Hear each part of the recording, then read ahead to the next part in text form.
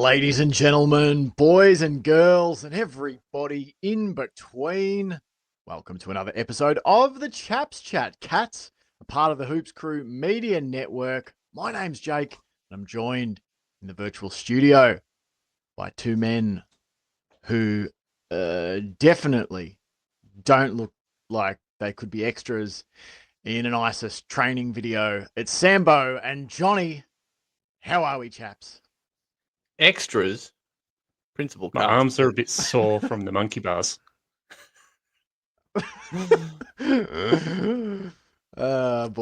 I should have gone with that's why we only train one Josh. of them. That's why we train. Only one of them can say they don't look like. And then you would have to fight it out over which one. Lots to get to on the show tonight. So we can't badger around too much. But we are keeping nervous eyes. Like saying this sort of shit on a pre-recorded podcast is useless, but we are keeping an eye on Demons v Doggies, which is in the death throes. And it's close as we record this. 87 to the Ds, 91 to the Dogs. The 8 could be all but decided by the time we end this podcast, chaps. By the time we get into the 25-minute mark of this podcast, it could all be done. But another week. I can't believe it's passed again. We have completed round 22 of the AFL men's season. But it's a full show tonight, chaps, because we are getting to the most busy part of our year here on the Hoops Crew, here on the Chaps. We're going to start the show tonight with a full AFLW season preview. The Cats looking to bounce back after a disappointing 2024 campaign. We'll get into that in the first 25 minutes of this public show. Then we're going to spend about 40 minutes recapping Cats beating the Bombers in round 22 of the men's season. Then we're going to jump on over to Patreon. We'll finish out any extra thoughts from the game and look ahead to the Cats v the Swans in round 23. So if you want the extra stuff, make sure you go on over to the Hoops Crew Patreon. Sign up for your 7-day free trial. That's the way to do it. Got a nice growing membership there. There's a VFL pod coming out on Wednesday evening. The Cats getting the job done over the Bombers in the VFL. So I'll do that one for you on Wednesday. Lots of bits and pieces to look forward to if you're a Hoops Crew Patreon member. All right. We're going to jump in now, but of course, before we jump in big time, we have to say big time, Hoops Crew Media Network. Thank you to our media network sponsor, Cyril Cook Florist. You can visit them at www.cyrilcookflorist.com.au. You can phone them up, 035 222 2244, or you can visit them, Shop 1211 Leather Street in Breakwater. Now, the key here, if you're a listener or a viewer and you want to make use of the fact that we have a sponsor that likes our show and that you watch and listen to our show, you can get 20% off your next purchase. If you're shopping online, just use Go Cats in the voucher field at checkout. They will knock 20% off your next in-store purchase, and you won't be alone. I've heard back from Cyril Cook Florist. They are getting people using that Go Cats code, so make sure you avail yourself of the 20% off discount today. All right, chaps, let's launch into our full 2025 AFLW season preview. The Melbourne Demons have just taken the lead against the Western Bulldogs with about 10 minutes to go in that match, 93 to 91. But we turn our attention, chaps, now to the AFLW season. And I'm really keen. In the Hoops Crew Discord, we've had a few people saying that they might be following the AFLW Cats for the first time this year. I would encourage anybody to jump on board. Do it. Don't think it's a about great season. Just do. It's a Cats team. It's Cats. Does it matter? No. Greatest club in the world. Exactly. You might be able to double up, win 2 flags in 1 year. This is a nice 25-minute primer for you of what happened last year, what's happening in the off season, what we're hoping to see this year. We'll talk. We start, of course, with last season. The AFLW Cats went in much hyped, chaps, after falling short of a grand final trip in 2023 by less than a kick. Speaking of less than a kick, the Dogs have just taken the lead against the Demons. Despite the hype, the season couldn't have begun much worse for Geelong last year. They lost 40-42 to the Demons to open their season, drew 36-36 with North Melbourne, and then were inexplicably soundly beaten by Carlton 29-5. The Cats put their season briefly back on track with a thumping 96-27 point win over the Suns on the Gold Coast, but then suffered back-to-back defeats, 61-79 against the Hawks and 27-45 against the Dockers, both at Kardinia Park. Those results all but put a dagger into the heart of their finals chances. Geelong did beat the Swans 44-41, then lost to the Tigers 39-46, before producing their best performance of the season to defeat the Brisbane Lions 47-37 in Geelong. They beat West Coast 56-23 in round 9, and then in their last game of the season, they suffered a 28-32 4-point win loss to the Crows in their final match of the year. The Cats, they ended the season 4-6-1. No finals for a team that was tipped to make the top 4. A brutally disappointing way to follow up what had been a glittering 2023. Johnny and Sambo, just, sort of 60 seconds each. Just sum up your feelings on the season, or go to you first, Johnny. Your feelings on last season, what you walked away with. Any bright spots maybe you think that could have been taken out of the year, and then we'll pivot to Sambo for his thoughts. Not too many bright spots, unfortunately. I think just the emergence of Kate Kenny, our other Irish import, who unfortunately has gone, Anna Rose Kennedy. Those two were good bright spots. And obviously Ashley Maloney. Fortunately, Anna Rose Kennedy has gone back to Ireland for personal reasons, which is a big shame because she was really starting to become that excitement machine alongside Ashley Maloney. But, I still think Kate Kenny's going to be somewhat exciting. But yeah, overall, I think, we've mentioned it before, a really, really disappointing season last year. As we said, we were pretty hard for the season. We were expecting big things. The team was expecting big things. Everyone was expecting something, and it just sort of never happened, which was frustrating and really deflating in a way, in some of the ways that they lost. But they turned it around slightly. Prasparkas was really fantastic throughout most of the season. Like, all the big key players seemed to play the way we know they can play.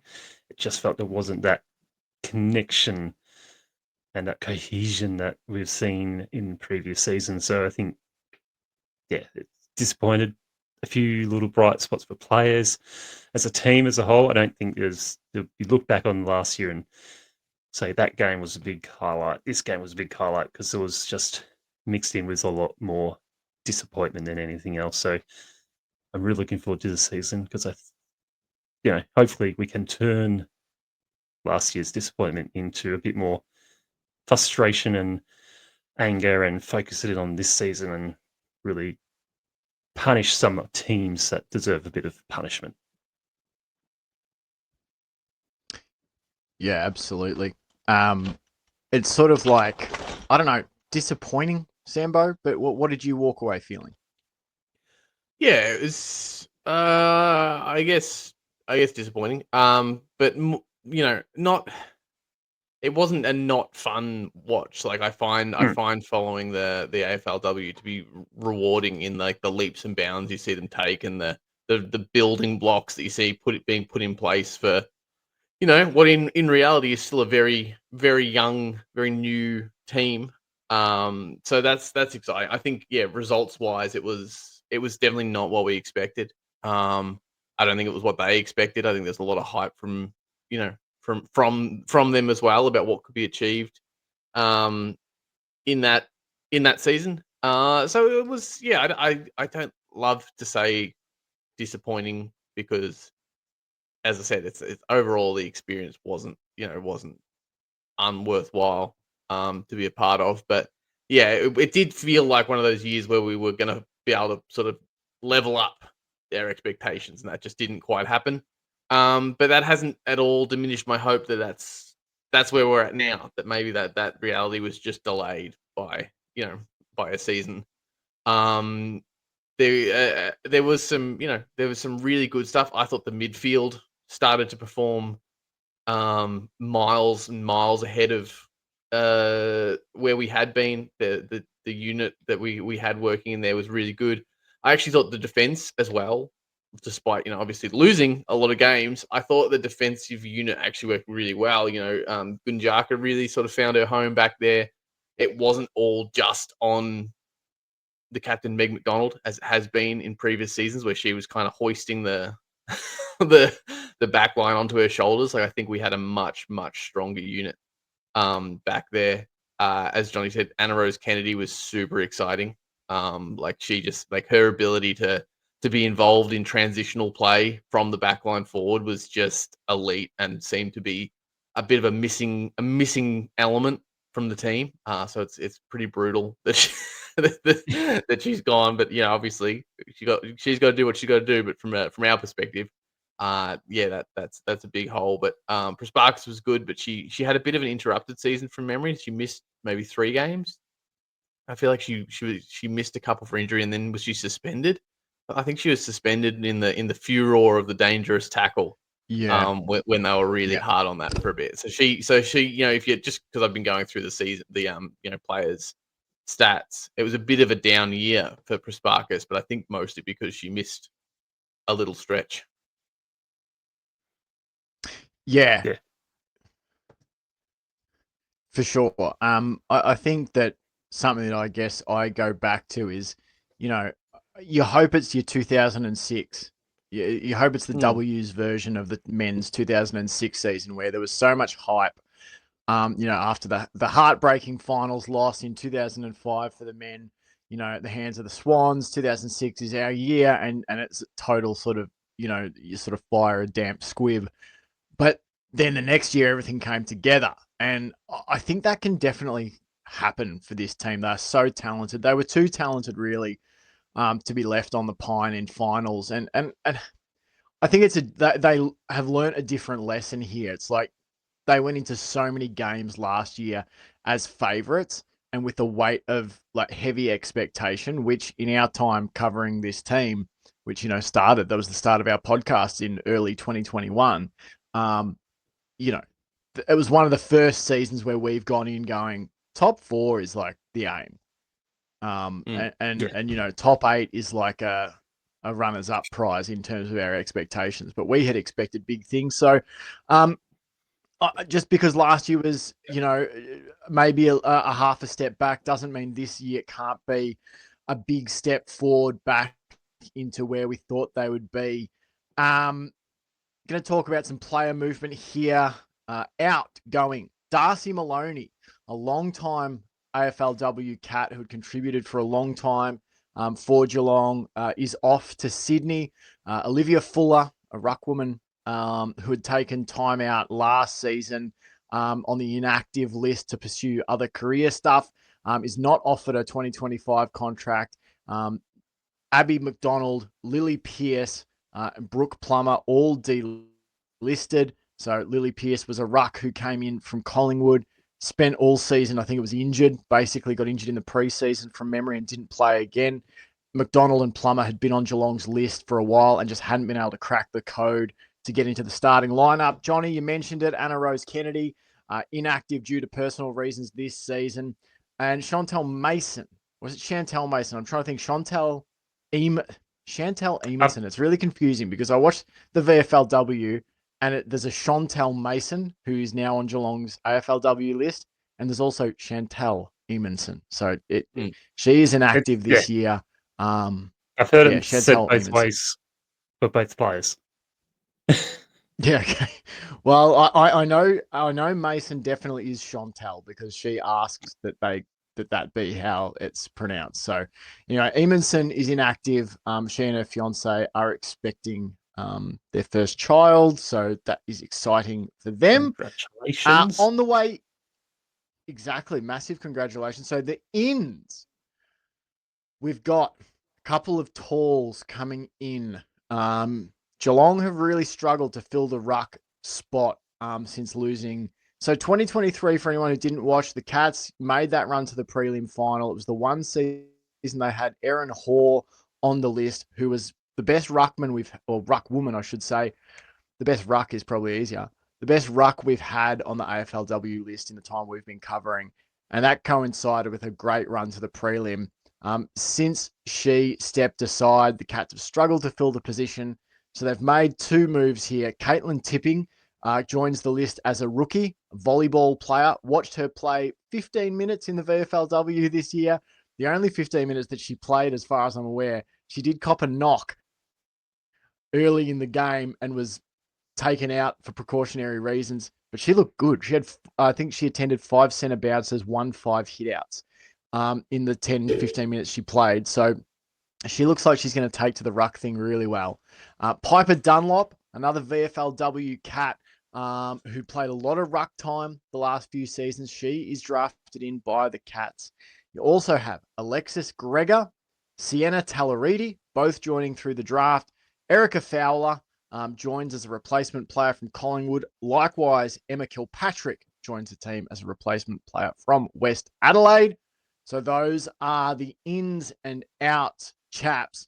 I don't think we need to spend too much time on the ins and outs. We did discuss it on the pod around draft time. We had some more thoughts around some of these players and around, Darcy Maloney leaving for Sydney, all of that sort of thing. So we're going to pivot straight into key players. And I want to go to you here first, Sambo. Just a key player. And, in sort of 30 to 60 seconds, why do you feel this player that you're going to talk about is key to Geelong's chances of success in 2025?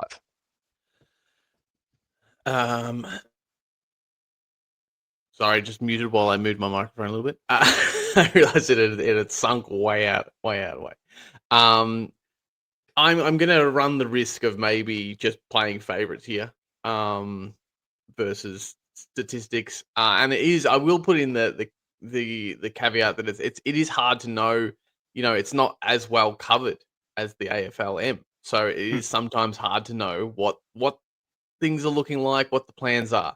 But I feel like a player that will at some stage be crucial and can be is Becky Webster.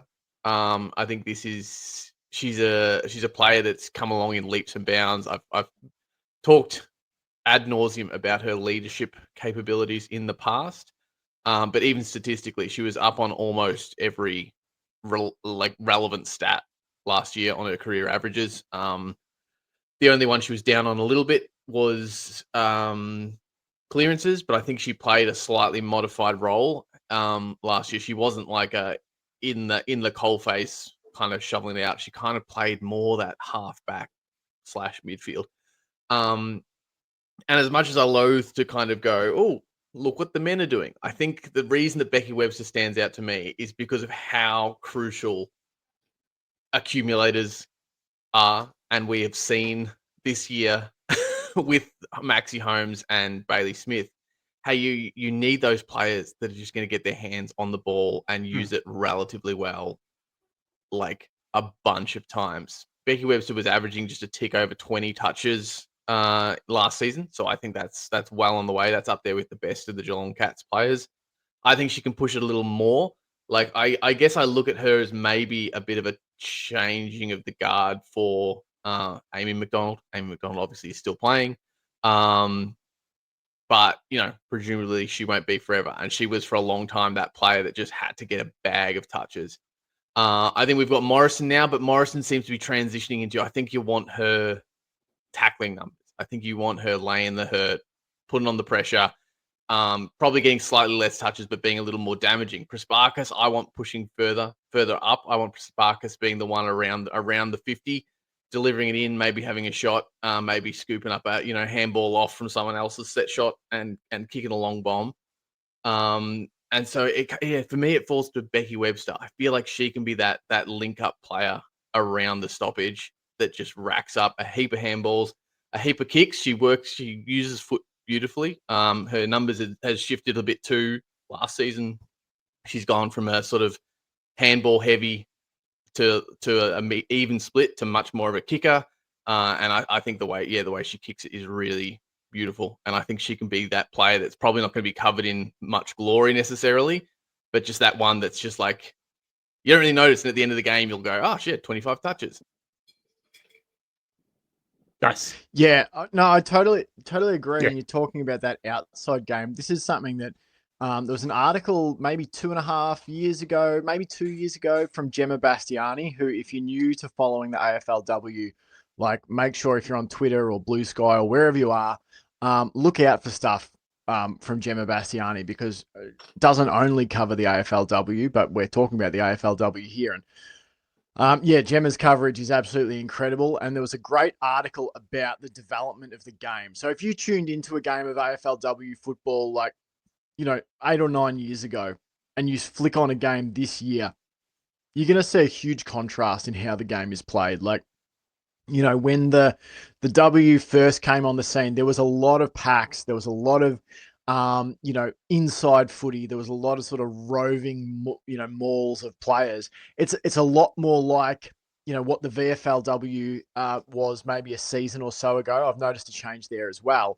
Like the amount of open footy you got to see in, those early years, was quite small, but that is totally different now. And I think you're right, Sambo, like the ability to use outside players and get more possession in uncontested areas where you can damage the opponent.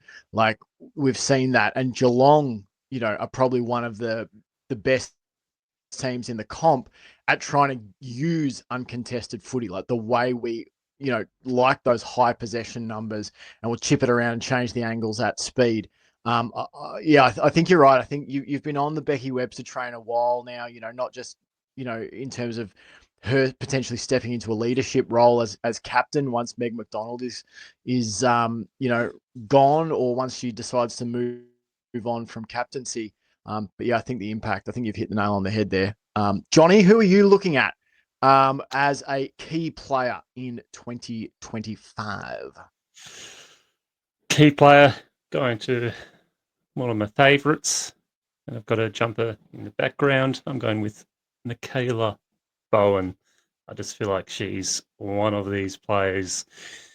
She's always first to the celebrations for a goal, no matter who gets it, no matter where it is, and always up and about and super pumped. And I feel like when she's not at that hyped up level of hyping everyone up, getting everyone pumped up, is sort of when the team seems like they falter a little bit. They're just not at the same level. So yeah, it's not as much as what she does on the field. It's sort of what she's able to create on the field, which is the passion, the hype, the camaraderie, the connection between all the players. And then she's also a really good player. Like, what she can do in that forward 50, the midfield, the wing, wherever she needs to play, she always brings that extra energy.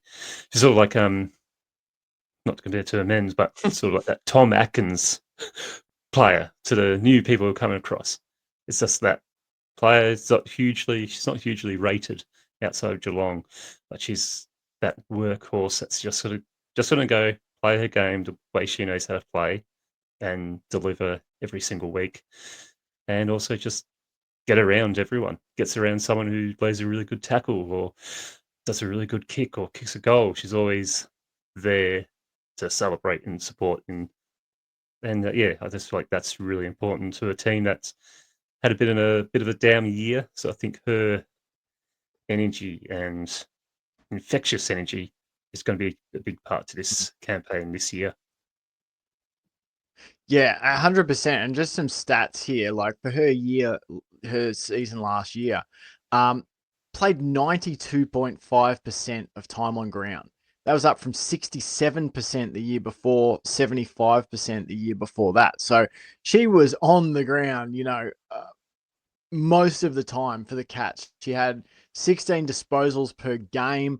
She laid 6.2 tackles per game, half a goal assist per game, half a goal per game. So I think you're right, Johnny. There is a bit of that Tom Atkins to Michaela Bowen's game. I think particularly last year, she really lifted her defensive efforts. Then I also think about, and again, we're talking about this in this way, I think, too, because we have new people coming over watching for the first time. So you're trying to give them something to latch on to, like that they've seen before. Like there's a bit of Brad Close to me about the way Michaela Bowen plays in terms of her craft. And she's so sneaky with the way she gets involved and brings her teammates into the game. So yeah, she's a great combo player of this like super aggressive defensive player, but also very creative and scoring minded when she has the ball. I'm going to cheat here, lads. And I'm just going to say the Rucks. Talked about it in the preamble a little bit that Geelong really, since that 2023 season, they've struggled to fill the ruck role. They keep getting players come onto the list, get injured, then it falls to Kate Darby to do the work. And Kate Darby, I think, is a very serviceable second ruck for the Cats. But Geelong, it's not a coincidence to me that the year that they went to the prelim was the year they had their best performance in the ruck. So I'm looking at, I think Kate Darby, is going to have to do a fair bit of that ruck work. But then you're looking at Caitlin Tipping or Piper Dunlop. Can one of those players have a development season where by the end of the year, you're like, oh, they've really warmed to it. They're healthy. They're understanding, how to play at the level. Obviously for Caitlin Tipping, it's a totally new sport. But that's what I'm looking for. I think it's crucial. I think, we've seen in the men's game, the ruck has probably become less and less important in terms of your clearance numbers. But I think in the W, there's still a lot of value to having a ruck who can tower and give you first use.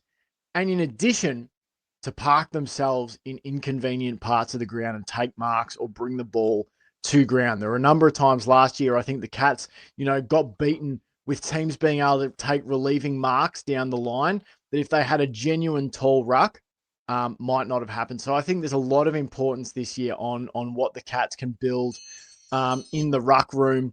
So that's where I am going. And I really like the look of Caitlin Tipping from the brief look we got at her in the VFLW. Like I said, won a lot of hitouts in those sort of 10 minutes she played before they had to haul her off with a bit of a knock. And Piper Dunlop as well. The season before, she was one of Geelong's best VFLW players. So excited to see what happens there. We have hit our 25 minutes, but we're going to just do an extra 2 here, chaps. Of course we are. Just to look at, I suppose, round one, just very quickly. I think I speak for all of us when, if you look at that win-loss prediction, like this is a team that can win 7 or 8 games if they play up to their potential and if they can stay healthy. They can finish top 4. They can go deep in finals. You guys agree with that if everything goes according to plan, unlike last year? Oh, yeah. Yeah, absolutely. Yeah, definitely. All right. Well, then let's just quickly cast our eyes to round one. Geelong have North Melbourne, the reigning premiers. If you haven't been following, Geelong have taken on the Kangaroos 7 times in AFLW history. They have never beaten North Melbourne. The closest they've been is the 36-36 draw last season. Prior to that, the margins have been 9 points, 2 points, 12 points, 8 points, 62 points, and 46 points in favour of North. There's been a bit of a pattern in these defeats, chaps. The Cats often play into the hands of North Melbourne's staunch and stingy intercepting defenders. Just, again, 60 seconds or less for each of you. We'll go to you first, Johnny. How do you think Geelong turned things around in this opening matchup to get 4 points for the first time against North, who are the reigning premiers? I don't think we need to change too much of how we played them against them last time. I think it's just be a bit more direct with our kicking inside 50. I think otherwise we match up pretty well against them. I think our best players easily can match it or go better than their best players. And I think we've got the skills and the desire, and I think we'll also have that hunger to be able to go that little bit extra. And yeah, it's just if we get that kicking inside 50, that little bit more direct and less going straight to their players like Kate or whatever her name is, Gurney. I can't remember her name, but it's Yeah. the one that always pops Oh, up. Jazz. Yeah, I'm with you. Just yeah, and I can't remember the defender's name, but I remember the one that Fender always taking the mark. I think if we refrain from doing the long bombs inside 50 and look to lower the eyes, or even just handball it inside 50, or get those chaos balls inside 50 and just really make them have to defend ground level and not give them that opportunity to intercept, I think we'll win. And I think they've got, Yeah. I think, as I said, they've got the hunger. We've easily got the skills, no doubt about the skills, the players, the ability. It's just that little bit extra of hunger, I think, will edge them out this time. Yeah. Very Anything confident. to add there, Sambo? No, I agree with most of that. Like, it just, it is about just the execution, really, the execution of the game plan. I think we've had it about right. It's just been a matter of being a bit sloppy under pressure, getting a little bit ahead of ourselves when it comes to getting the ball into that 50, maybe rushing it, underusing the ball a little bit. And I think too that, like John was talking about the hunger, and I would just add that sort of, it's tough what we've seen, the development we've seen with this team of getting a winning mentality. It's very easy, and we see that with some of the obviously Geelong's not a bad team in the AFLW, but you see it with some of the shitbag teams in the AFLM, where it's like they they have everything going for them, draft picks, all this stuff, and keep getting themselves into positions to challenge within games and just can't get it done. And when we interviewed Nina Morrison, I guess it's a couple of years ago now.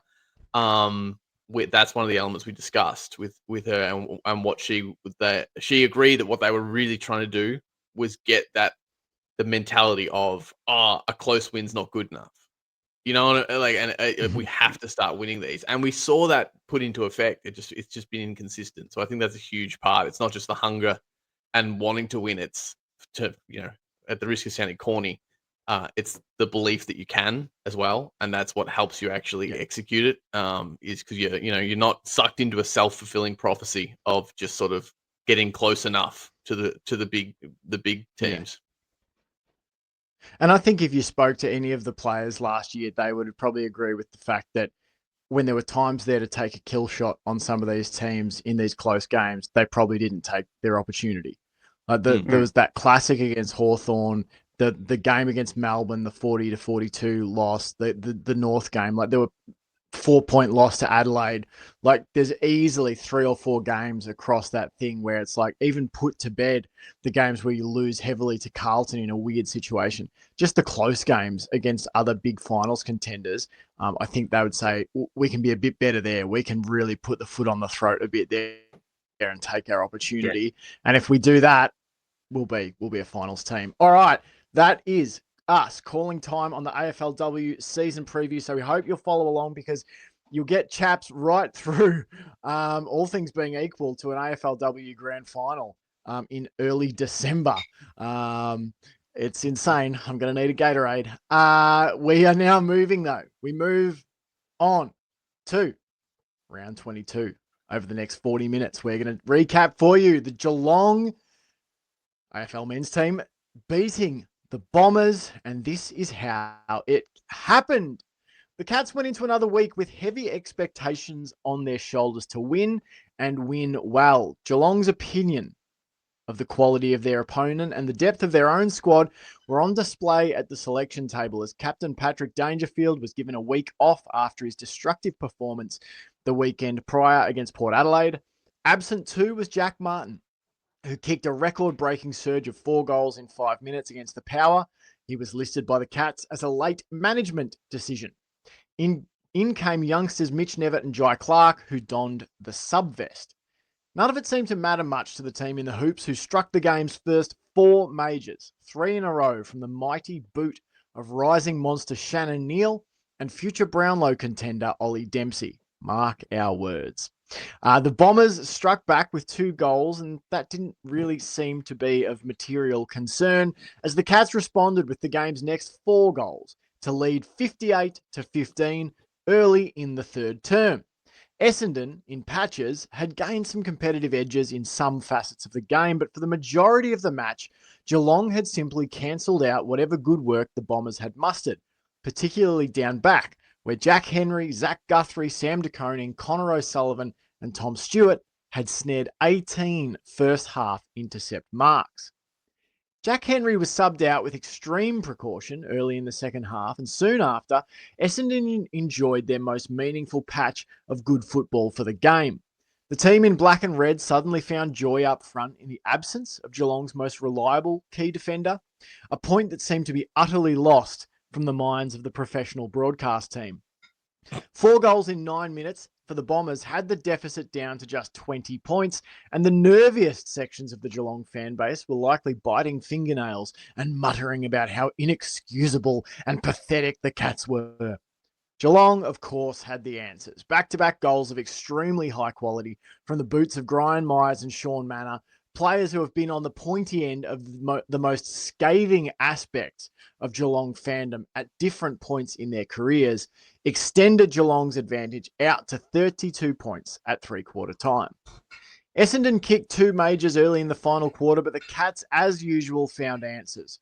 4 of the game's final 5 goals to Manor, Blixarves, and 2 for Jeremy Cameron blew the gap out to 44 points at the final siren, and Chaps, it could and perhaps should have been much greater. For all the huff and puff and excitement about young Bombers players and mid-season draft product, Essendon produced just 15 scoring shots for the match to Geelong's 34. Had the Cats kicked straight in either half, this would have been a 70-point belting, and on the balance of play, outside of a 25-minute patch across the end of quarter 3 and the beginning of quarter 4, the Cats were much, much the better team.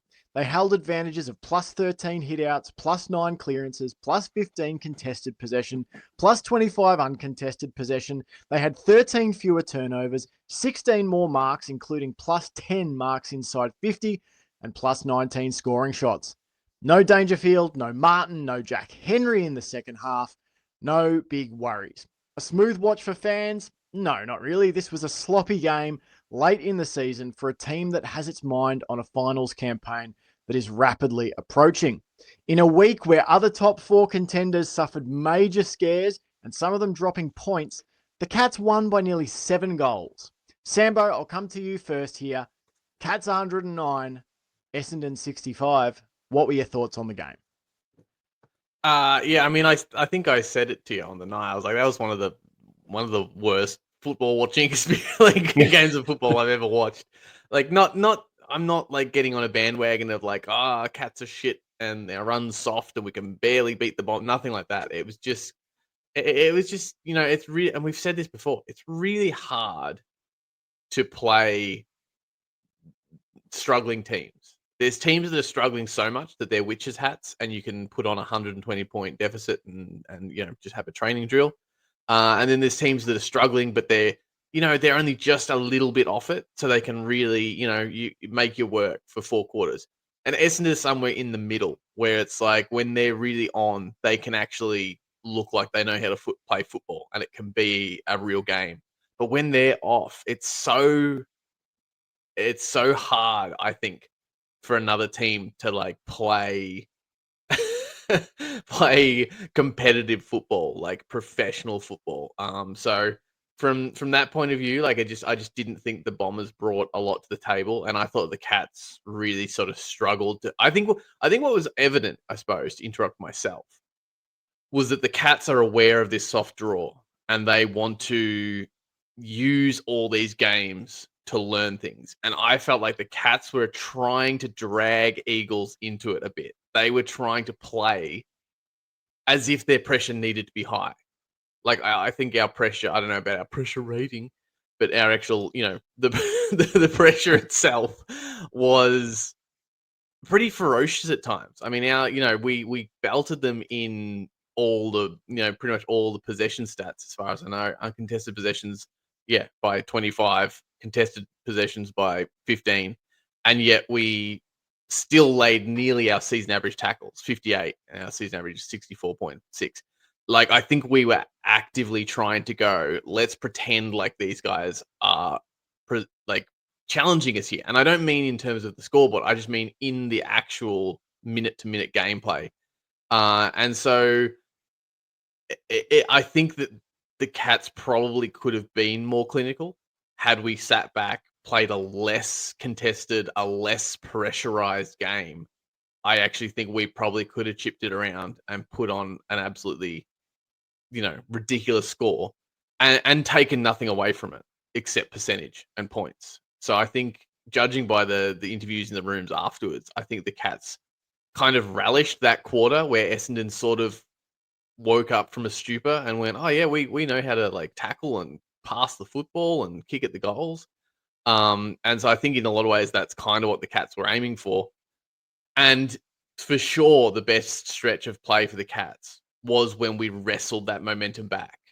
I don't think we played better than that when we were belting them at the start or when we were belting them at the end. When you saw them have to flick the switch and go, we're under the pump here, we need to transition this out and really, get snappy. It looked like Geelong again. So I don't know, I don't know what that monologue there was. I don't know if that's my overall takeaways, but it's what I'm feeling. It was fun to watch. You and I ended up sort of impromptu watching it together, Jake. It was fun in that way, but yeah, it was not an exciting prospect. It wasn't a glorious prospect. It was pretty just messy. It was a 44-point win, and I agree with you, Sambo. Like the moment that raised the pulse the most was those 2 goals to Myers and Manor, because it came on the back of lightning fast counter-attacking play. Some of the handball play from the Cats was just so fast. And then the finishes. I loved that Myers and Manor just went, we're just going to take this upon ourselves and finish the move. And they are 2 players who I think cop an unfair amount of criticism from Cats fans. Myers not so much anymore. He has, I think, graduated out of that whipping boy thing. But Sean Manor cops shitloads. And we talked about him on the Patreon show last week. Like, the amount of categories in which Sean Manor is doing great things for the Cats, it shouldn't go unrecognized. Like, he's a super valuable player. Does he have his weaknesses? Yes, but you can look at every single player in this Geelong team and identify weaknesses. It's just that, we've decided, I think as a fan base, Geelong fans have latched on to Manor's weakness as being the most egregious of anyone's. But look at what he provides as that sort of 4th midfielder behind, Atkins, Smith, and Holmes. Then you're getting into Sean Manor for clearances. Sean Manor's one of our best tacklers. He's consistently winning, around sort of 18 to 20 touches. He hits the scoreboard. He's a hard runner both ways. I just think he's such a valuable player for this team. And I thought he was really good on the weekend. And I was so glad he kicked those 3 goals straight, because it'll do wonders for his confidence. Johnny, what about you? What were your overall impressions of the game? You obviously knew the result by the time you got to watch it. So what was the experience watching it for you? I was also watching it. You were watching it live? You watched it Tenet style, didn't you? The second half first and then, the first half second. It was the wife's birthday, and we had people over. And I said I wouldn't put the football on because it's her birthday. You found a way. Had our nephew over. The nephew found a way by going, I want to watch the football. And you can't argue. Johnny slid him $10. Yeah. Michelle said, "Are you asking, or are you asking on behalf of Uncle John?" He said, "I want to watch." He answered correctly, and he'd seen John's training videos on the monkey bars. He knew the kind of the threat. So I think I watched it in the right manner of paying enough attention to know what was going on, but also not having to sit through a pretty unexciting football game. Like the third quarter was probably the most exciting of the whole thing because that's where most stuff was happening. Bombers were fighting back. Cats had to stand up and fight. And yeah, I remember that 2 goals at the end of the third quarter. It's like that's just what the Cats needed at that point to get back into this. Well, not get back into this game, just assert who is the team playing finals. And then that fourth quarter was pretty much back to status quo, just the Cats going about the business, not wanting to get injured, get the 4 points banked, moved on. But also I think it was a good game for the Cats to have that challenge, as Brian might have said after the game. Like, it was good to have that team push you that little bit further to go, no, this isn't just going to be a cakewalk. We've got to stand up and actually play better than what we are. And yeah, it was good response, but also I think it would be one of those responses that you'd go, we didn't need to really do that. We shouldn't have to do that against a team that's not going to play finals.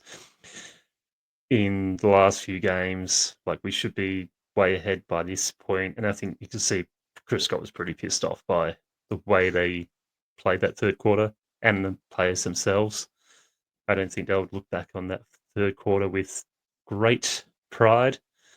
But yeah, it was like, it's pretty much a similar game. What I was expecting, as Jake said in his preview, it could have been an absolute smashing if we actually kicked straight.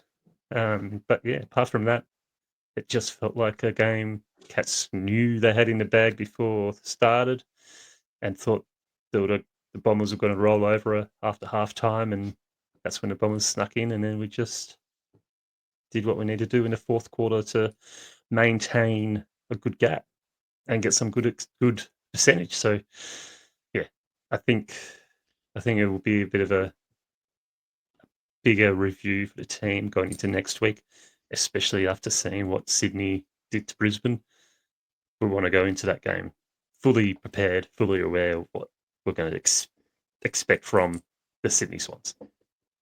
But yeah, pretty much. If I was a coach, oh, sorry. Yeah, no, you go on. I was just saying, if I was a coach, though, I would be loving this because you get the win, you get it comfortably, you hold serve in a week where other teams don't, and now you get to go up to play Sydney, a place you haven't won since 2019, and you get to say, look what happens if we don't play our best. We're gettable by anybody. We have to tighten things up, lads. You know these things. The finishing up forward, the this, the that.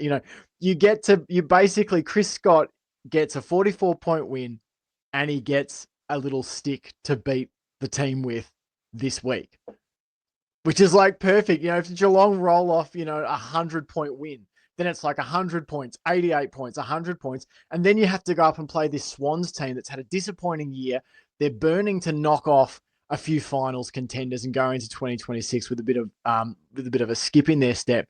And now you get to say, as Chris Scott, hey, just remember, it's a professional football league. Like, anybody can beat us, and we need to sharpen up. I'll just say before I throw back to you, Sambo, because I think I see you making some faces and some nods and some shakes of the head. So I think you've got some other points to add. But I thought the scoreboard really flattered Essendon. Like, I discussed it in the recap rant, that 34 scoring shots to 15. And that was despite the entries inside 50 being close. Geelong won that 52 to 47. So they went inside 47 times. 40. Oh, they went inside 47 times. 40 in Norwegian. Yeah, 40. You Geelong, they had the 40. Geelong's favourite. So, like, it really felt like the Bombers were spared a massive flogging by our inaccuracy. Like, and I didn't think we missed difficult chances either. I thought there was some simple ones. We had 9 scores to 3 in the first quarter, 8 scores to 2 in the second quarter. So by halftime, it was 17 scores to 5. The second quarter was even, 7 scoring shots to 7. in the third term. And then we had 10-3 in the final quarter. You know, Cameron kicked 4 goals, 5, but Tyson Stengel and Brad Close went 1 goal, 6. Like, I really think that one of the probably the most inefficient areas of Geelong's game was simply finishing off their good work. Like, we took plenty of marks inside 50, had plenty of shots from reasonable places that you would expect guys to kick goals. Like, I think if anything, the scoreboard flattered the Bombers, and the scoreboard probably, you know, the inaccuracy has probably drawn a greater level of criticism for Geelong's performance than maybe it deserves. But yeah, I don't know if you got any thoughts on that, Sambo, but I'll come back to you if you've got any other directions you want to spin us off here. Yeah, I thought that there was execution all over the ground. But yeah, definitely the in front of goal stuff was a little bit like, and I'm a big believer in everything Chris Scott says. And Chris Scott says that Jeremy Cameron kicking 100 is not a distraction on the team.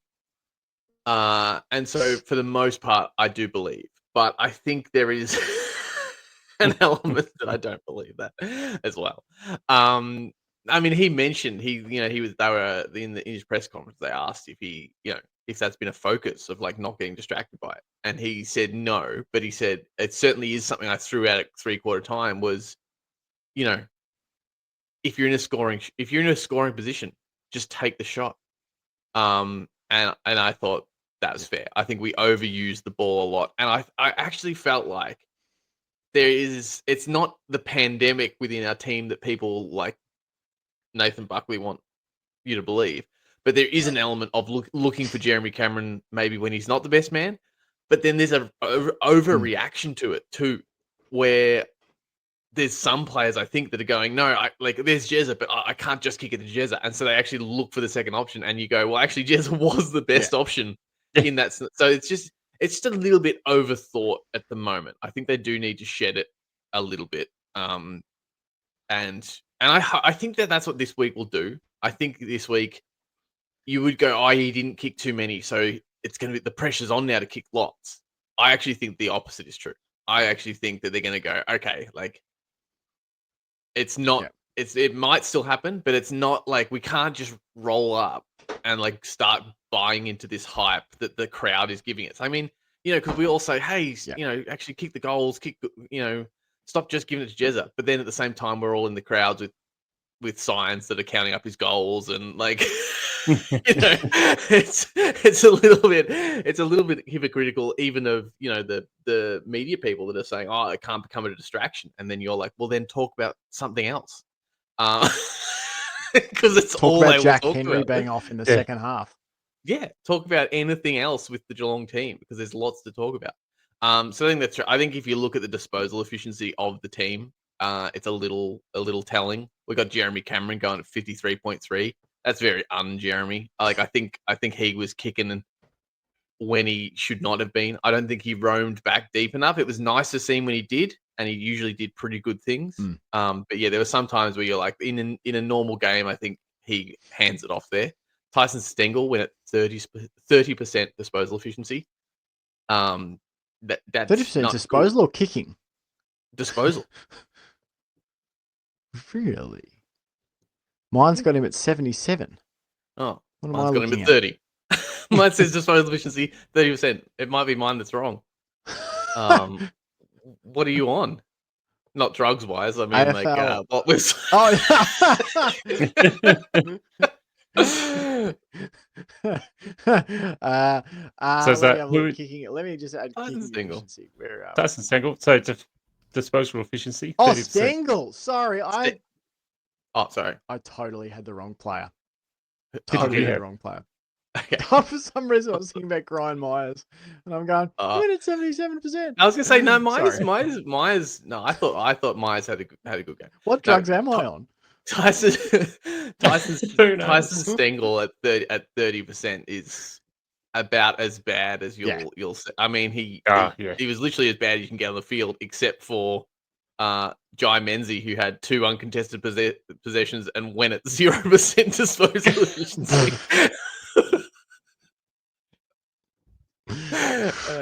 That's so, yeah. If it wasn't for him, Tyson Stengel would be. And I thought Tyson Stengel, and sorry because I think I'm now about to parrot something you said, Jake. Tyson Stengel to me looked like a guy that was really frustrated, that wasn't enjoying his football.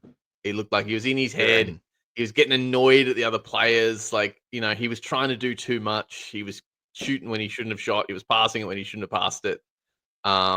Taking on a tackle when he didn't need to. I just thought I thought he was in his head a little bit, but yeah. So all of that is to say, short story long, yeah, the execution was not great, and I think that can happen in a situation where you're under pressure, but it can also happen in a situation where you've like this one, which is kind of the opposite, where you've built up the narrative of this game before the first bounce. We're going out there and we're flogging them. Yeah. We're going out there and we're laying on some hurt. We're tackling. We're pressuring really good. Jeremy's going to kick 12. We're going to belt them. And so it really looked literally like we were ahead of ourselves. Lawson Humphries, I thought, made some really uncharacteristic errors. There was a couple of times where it looked like the ball's coming into him and he was already acting as if he'd delivered it and could, like, he didn't even catch the ball before he turned to like pass it off. Yeah. And I thought that it wasn't just him. I thought there was a bit of that going around. So I think it was just, there's a little bit of, I don't think complacency is the word, but yeah, it was almost like we knew the narrative of the game and it wasn't quite fitting. And so it took that third quarter to make us go, oh yeah, we actually have to, respond here. We can't just come out and check the boxes. Yeah, I agree with that. Johnny, feel free to add to anything there, but I did want to pivot to talking. Basically, dealer's choice here. I've got 3 players I want to talk about. I want to play Shannon Neal. I want to talk about Bailey Smith, and I want to talk about Mark Blixarves. Who do you want to talk about? Do you want to go Neal, Smith, or Blitz? And I'll tee you up for the respective one that you choose. Me, one of my favourites up and coming, Shannon Neal. All right, so Shannon Neal, Johnny.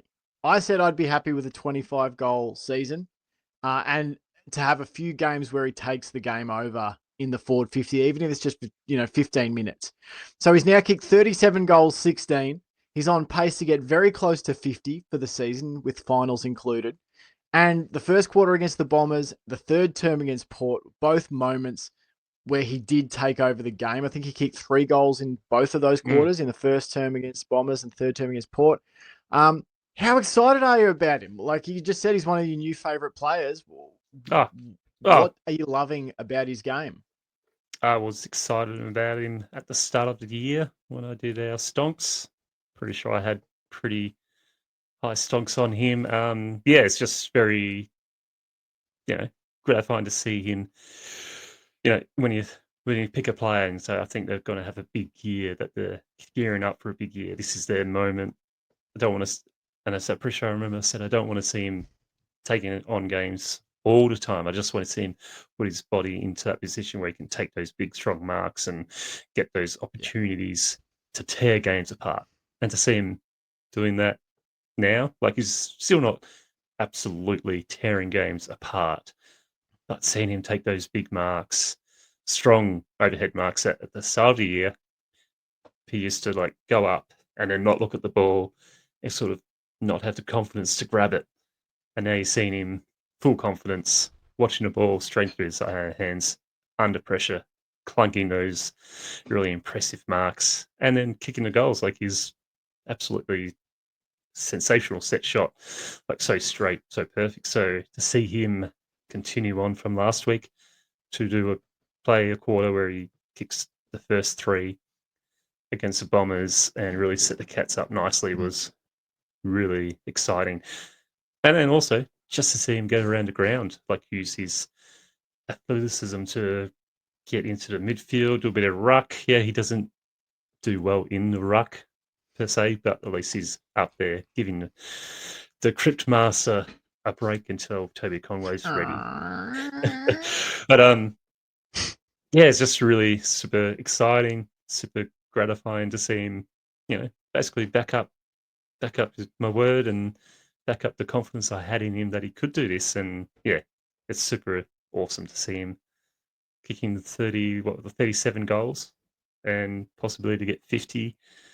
But couldn't have asked Yeah. for a better year. And I think any Cats fan, you say Shannon Neal, after Tom Hawkins retired, Shannon Neal, he's going to kick close to 50 goals alongside Jamie Cameron, getting possibly 100 goals. That's a pretty powerful forward line. So good on him. Really impressed. And he's still pretty young. He's still got a lot of development, still got a lot of strength to get up. And, I think the forward line future's in good hands. Not only is he strong like Hawkins, but he's a lot faster, a lot quicker, and he can move around a lot better.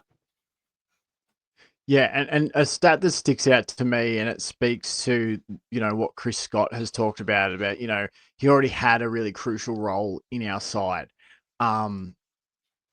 is his tackling.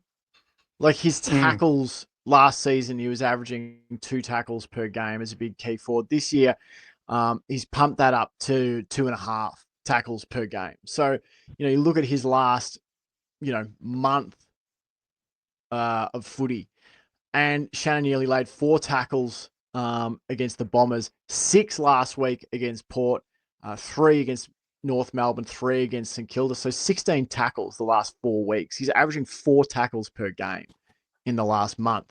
And you add that to the fact that he's also kicked 10 goals in his last 4 games now. So 2.5 goals per game, 4 tackles per game. For a big key forward, he's the perfect key forward for this Cats team at this particular time in terms of the game style we play.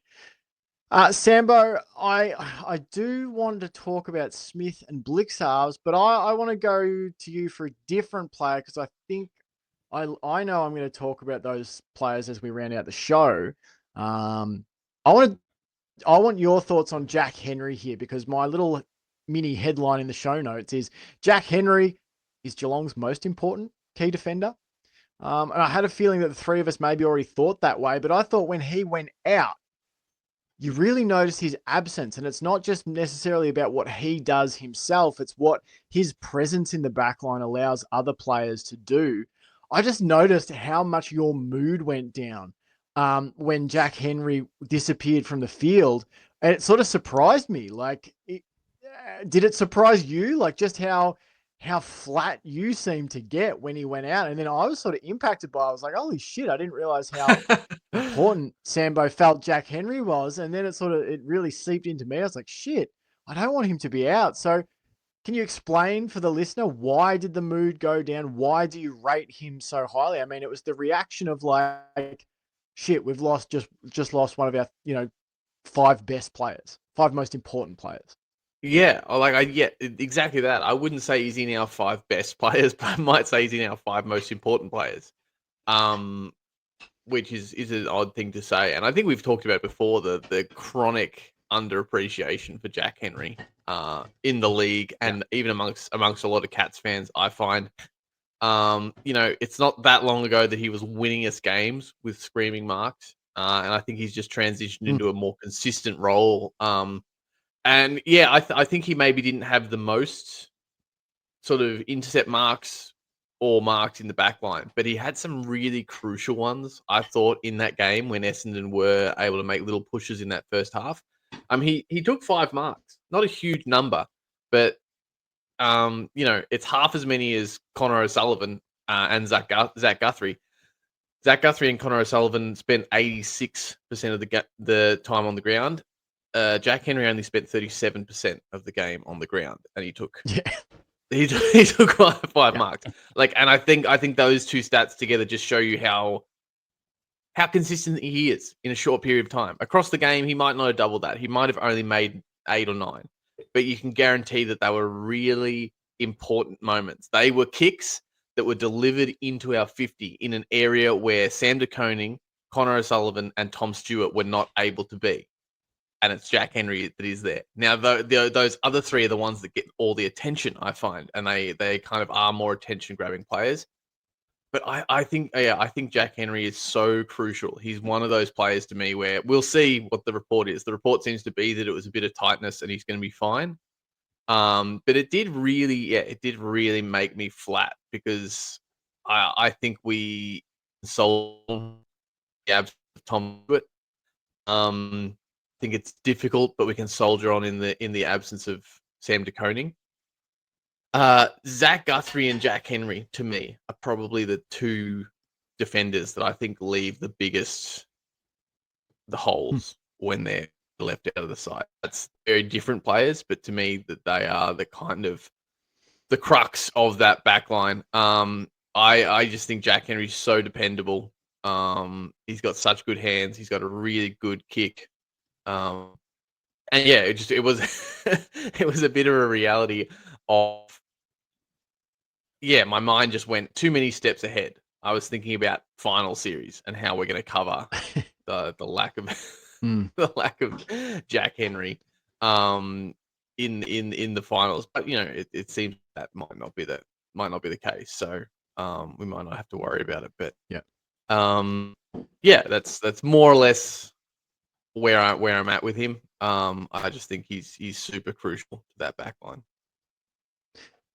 Yeah, it's interesting you talk about like those two players, Guthrie and Henry. Like I feel like they represent so much of Geelong's backline identity. Like Henry is so solid, but they're both solid, but they both are also quite aggressive in that they both take a lot of intercept marks. A little stat I just saw: Jack Henry is actually averaging a career high number of marks per game this season, 6.9. The previous best he had is 6.2 back in 2021. So he is playing career best footy in terms of marking the football. He is also career high in rebound, 50s at 3.2 per game. And, I feel like Zach Guthrie plays into that a lot as well. Like Zach Guthrie, he's even more sort of turbocharged, aggressive. I'm going to peel off and intercept and drive us forward. So I do think you're right. Like, I think Jack Henry's presence in the back line is just really, really crucial. Let's move to votes here so we can get in on our time count. We've got 7 minutes to get our votes in here. Johnny, I'll go to you first. One, two, and three. Johnny, who is it? I found my 1 and 3 pretty straightforward. My 2 was a struggle, but I think I've got it. I'm giving my 1 to Sean Manor. I feel like that was a nice game by Manor. Stood up nicely when it mattered, got that nice goal. I think he could have had, 2 goals straight. But, some of those shots he has that goal in the packs and he just swings a bit widely at them, and that doesn't bother me. I think he did that against Bombers. Can't really fully remember. 3 straight. No, he kicked 3 straight. It was the week before straight. He went 0 goals 3. That's he was the reverse last week. Yeah. Yeah. So I thought this was a nice game by Manor. I'm giving my 2 to Tom Stewart, but he was just an impenetrable wall for us throughout the night, and also pissing off my brother-in-law quite nicely. So that was fun to watch. Nice bonus whenever that can happen. Yep. And I'm giving my 3 votes to Bailey Smith. Like, there was just every time I paid more than 10 minutes attention to a football, Bailey Smith was around the ball, delivering inside 50 or in the pack, getting it moving forward for the Cats.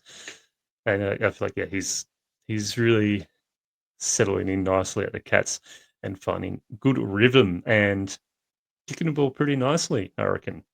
Like, there's always been that knock on his kicking ability when he was at the Dogs, and it was definitely there early on. But I feel like as the season has gone on, his kicking has gotten much better, and he has delivered some absolute beautiful deliveries inside 50 onto Neil, Close, Jeremy Cameron, Patrick Dangerfield. Like, some of his deliveries are top class. Yeah, no, I agree. Sambo, which way did you go with your 1, 2, and 3? Oh, I find it really hard as well. I also almost had Tom Stewart as my 1. Unfortunately, missed it out. Because the other thing I thought, as far as we're talking about the defense, is Tom Stewart's ability just to muck up a forward push when he's out of position. You know, there was some of those times when it looked like Essendon were going to be at the back, and he maybe maybe gave away a free or something, but it was like in a professional way where you're like, I'd rather a free there than not. Or that's, I didn't know if he gave anyone frees away like in this game or not, but that's just like a general Tom Stewart thing. He gave one away, but there's also just this thing where his ability just to get in the way just a little bit and just muck it up, just not give them an easy mark or an easy possession. Even when he's outnumbered, when there's a guy over the back and Tom Stewart is putting pressure on the kicker, it's his craft, his back craft is, and I don't think he does it as much as he used to, but he does it, just half a dozen times a game, and he's just brilliant. Anyway, he's not in my votes. My one vote went to Brian Myers, maybe slightly influenced by his milestone and his post game stuff. Like I love how humble he is. I love that he didn't want to make it about him, wouldn't get in the pack, and get chaired off or anything. Like I think he's hungry as to make a run at this thing. But he's incredibly professional and he's so team first. My two go to Sean Manor. I think similar impacts on the game. Myers and Manor, I thought. The thing that so Myers had 11 score involvements. Sean Manor had 10.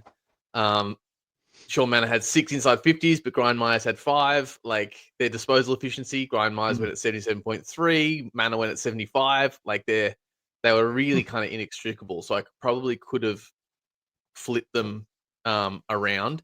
The Brian Myers had 4 centre clearances, Manor didn't get any. But the thing that I think put Manor above was, and you touched on this, Jake, is his tackles.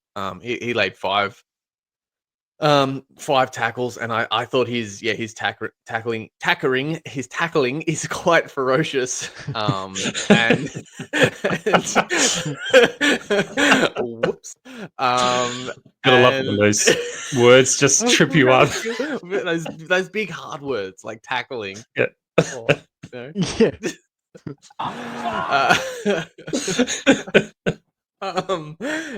He went. Sorry, Sam. You're right. And he had 20 disposals. I thought he was, just ever so slightly more damaging than Myers. Kicked 3 goals as well. I feel like both of them were kind of a really good pair, and I was really glad we had them in the squad. And my 3 go to Bailey Smith. You said it when we were live, Jake, and you said it again while we were watching the game. Having watched him live, how much you miss in the broadcast of how hard that fucker works. Like he covers the ground like nobody else. Mouth. Yeah. Oh, sorry. There goes another 10 subscribers. I always give him a knock for his uncontested possession versus his contested possession. But it's just a lot of the times it's the player he is. He's shown us that when it's called upon, he can go in, he can get on ball and play a bit more of a contested game. But yeah, again, watching it live, you go, so he got 20 uncontested possessions, but he ran a marathon during the AFL game to get those 21 uncontested possessions. His 1-2s. I'd love to see the stats on the 1-2s, like how many times he lays the ball off and then he's the next player to get the ball. I think he'd have to be one of the league leaders because it's incredible. His disposal efficiency is 64.5. Johnny touched on the efficiency. I'm happy with that. It's on the lower end for the amount of uncontested possessions he gets. But the thing I like about his disposal at the moment is it's changed the way it's a low efficiency. I feel like earlier in the year it was a low efficiency ball because he just kicked middling kicks every time, and it just depended where it went and who could convert it, who could turn that middling kick, into an intercept or a mark our way, and that's his efficiency sort of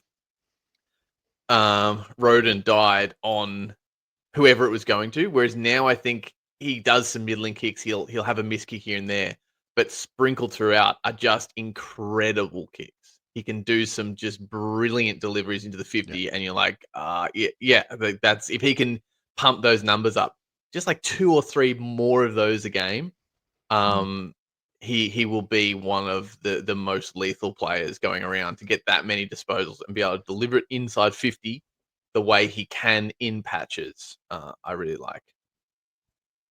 Nice. Yeah, no, absolutely. I'll just whip through mine real quick. I went 1 vote to Mark Blixarves. The perfect Mark Blixarves game. 22 touches, 6 marks, 17 hitouts, 2 clearances, 2 goal assists, 2 goals. He did what he does best, which is everything. It was so nice to see him kick those goals too. And they actually said it on the broadcast. We won't appreciate what Mark Blixarves was until he's gone. We are going to miss him so much. Just going to miss him so much. I just sometimes look at him and go, man, in another era, you would just be defined as a key position player. And yet we've seen you go on ball. We've seen you go head to head in the midfield with Patrick Cripps in 2022. It'll always be my defining Mark Blixarves game. Was Carlton v Cats 2022. Carlton coming in feeling pretty good about themselves. And we just put Blixarves with Cripps. And it was just like, you're a little boy. And I'm going to just take you all over the ground and run you around, and you're going to try and bullet through me, and you can't because I'm a ruckman-sized player with the mobility and run of a much smaller person. And he's so good, Mark Blixarves. But 1 vote for him, 2 votes for Sean. 2 votes, 20 subscribers down, 2 votes to Sean Manor. You guys have said it all. The only thing I'll add is let's take a step back occasionally and think about how cool this is for him. And just the story of it for us too. Like, this is a dude who probably thought it had passed him by. And like, not only has he come in and been like, okay, like on balance, he's probably been one of Geelong's 10 best players this season from VFL. Like, he's won games for the Cats at times, Yes, he'll have his moments where he's not thinking straight. And you're going to have to live with that because other times you'll get the finishes he provided against Freo last year to lock up a top 4 spot, or the finish he provided against Hawthorn to win Easter Monday. So, 2 votes for him. It's a no-brainer, though. 3 votes to Bailey Smith, who is just an absolute workhorse. And, some of the kicks, that one, it was 2 kicks in one passage of play that really gave me a lot of happiness was Jai Clark getting the ball on the wing, not blazing away, instead turning, chiseling a ball into the middle of the ground to open up play. And that just let Smith, I think he drew Cameron to the ball from memory. It was Cameron or Neil, one of them. Just a real zip kick into the 50. So, 3 for Bailey Smith. All right, we overshot the runway, but only by about 3 minutes. But that's all for the public part of the show. We are going over to Patreon Only now. 50 people died. That's right. Thank God. It's 50% down on previous shows. That is all from the public part of the show. We hope you have enjoyed it. If you'd be so kind, hit that subscribe. Go and check out the Patreon. You can start a 7-day free trial today. I think you'll enjoy it. Anyway, we'll be back next Tuesday, recapping 2 games. Geelong against the Swans in the men's, Geelong against the Kangaroos in the women's campaign, and Chaps on it rolls until year 90. All right. Until episode That's 2000. All. Yep. After Chaps. Until next time. Go Cats! Go Cats! Go Cats!